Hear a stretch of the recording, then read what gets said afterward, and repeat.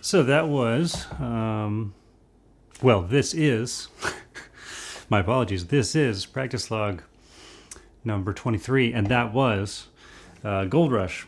And I've been practicing a good bit with the metronome lately, and I always am practicing the metronome, actually, no matter what I'm playing or what instrument I'm playing. The metronome is such an important part of that.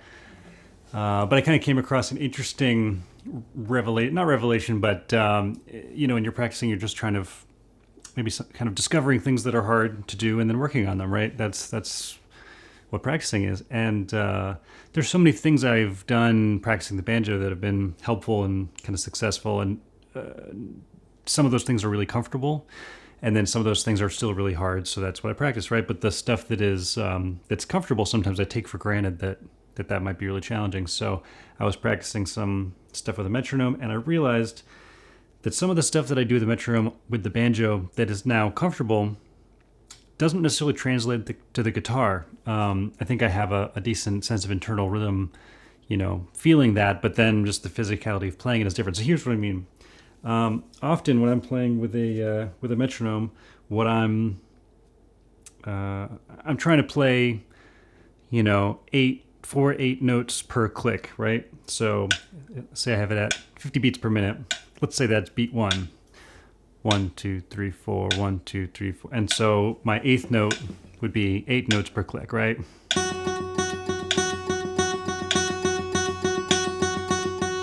And so if I was going to play the tune like that, 1, 2, 3, 4, 1. And that way, the timing is more my responsibility than the metronome, right? I'm not just following the metronome, I'm taking responsibility. The metronome's just letting me know whether or not I'm keeping things kind of within the lines. And then it's my choice to see how it feels, right? In theory, right? That's what I'm trying to develop. And one of the cool things you can do is you don't put the metronome anywhere. You just it's a matter of perspective. You think about it as a different beat, so you can think about it as beat 2 or beat 3 or beat 4. Also, you could do many more subdivisions than that. But just to start, I'll give you an example of what is difficult for me now. I do this on banjo and don't feel that, much of a struggle with it most of the time. But with guitar, it became obvious that I just don't have that ready to go. So let's say I was going to play with it on beat 2. Same metronome, but when the metronome clicks, I'll just start counting on 2.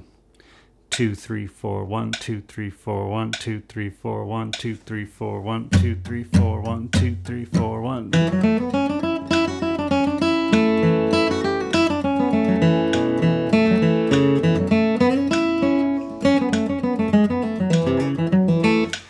And you can tell that it feels like, sometimes people will do it on 2 and 4. It'll be like mimicking the mandolin chop. It's like half of that. You could do beat 3. 3, 2, 4, 3, 4, 1, 2, 3, 4, 1, 2, 3, 4, 1, 2.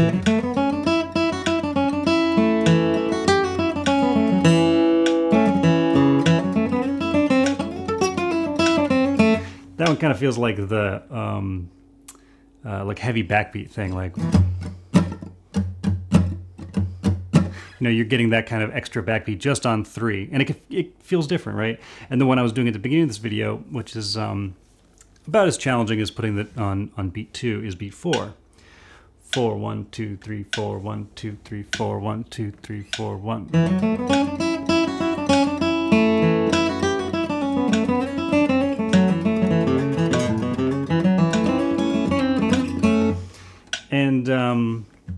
And it's interesting because, you can you can start out just as easy as anything, just playing one note, right? I can 4 1 2 3 4 1 2 3 4 1 2 3 4 1 2 3 4 1 2 3 4. You know, you can play one note along with that, and kind of get the feel for it. But it's not until you start putting it in the context of a tune where specific things really happen on beats 1, 2, and 3, and 4 that you kind of realize that you don't have a solid grasp of where that beat is supposed to be, or you don't realize how much you're clinging to that beat 1 metronome click, or that, you know, the 2 and 4, whatever it is, something that's a little different than what you're used to. You don't realize how much you're clinging to it. And so as I switched to beat 2 or beat 4 while playing guitar, I realized that, you know, playing banjo, so much of it's muscle memory to the point where I'm not really clinging as much to any particular beat in terms of reference. But with guitar, it really impacts the feeling of the lines that you're playing, or rhythm obviously is the same thing.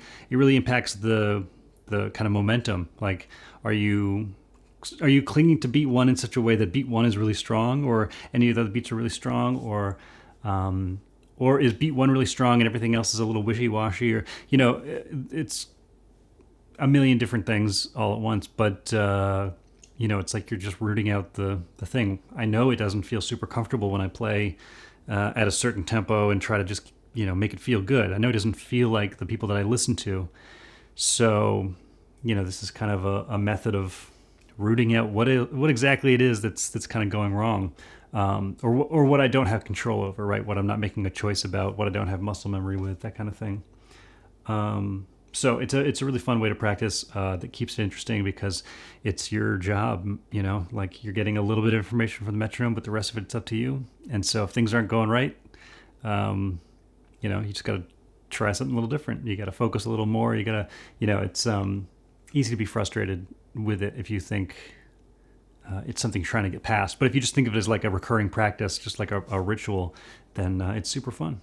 So that's what I've been doing, try to improvise, through tunes just for a couple minutes at a time, and then adding this variable in there makes that a little bit more difficult, and makes me focus a little more on, okay, let's play the tune, play the form of the tune, be really solid before veering off into something that might be very interesting, but it becomes clear, every time I veer off into this other thing that I was going to play on a tune, I actually kind of lose the timing a little bit. And if I'm playing along with a band or something, then it's a little easier to stay there. But when it's up to me, it turns out that's a moment I don't have that, right? If I go up the neck in a place and play this thing that isn't quite the melody, then I may find that I'm not as solid there. So it's just a routine checkup to see where I'm not doing the things I think I'm doing, and then you work on it, right? So that's what I've been working on. And let me know if you got any other metronome games that you play with yourself. I'd be curious to know what else is fun to do. But otherwise, I can get back to it. So thanks for watching. See you next time.